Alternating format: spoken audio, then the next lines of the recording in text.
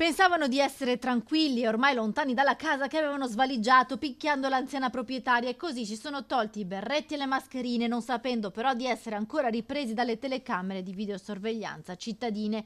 I carabinieri, ricostruendo il tragitto, sono riusciti così ad individuare i due uomini che il 24 ottobre scorso sono entrati in un appartamento di via Tirana a Padova e avevano aggredito l'83enne proprietaria e la sua amica, poi avevano razziato gioielli e contanti. Le telecamere del condominio avevano ripreso i due che entravano aprendo le porte con le chiavi, un dettaglio che ha permesso ai carabinieri di ricostruire il furto e di individuare anche la complice. I due rapinatori infatti sono un 32enne e un 33enne moldavi già noti alle forze dell'ordine. Uno di loro da tempo intratteneva dei rapporti con una connazionale badante dell'anziana signora che gli aveva fornito un mazzo di chiavi utilizzato per aprirsi indisturbati sia il portone d'ingresso del condominio che quello dell'appartamento. I due uomini non avevano esitato ad aggredire con violenza l'83enne che era in casa insieme ad una conoscente e entrambe sono state spinte a terra. L'anziana aveva riportato numerose contusioni ed era stata portata in ospedale. La rapina era avvenuta in pieno giorno nel quartiere Palestro a Padova. Ad incastrare i ladri il fatto di essersi liberati di berretto e mascherine poco lontane dal condominio di via Tirana.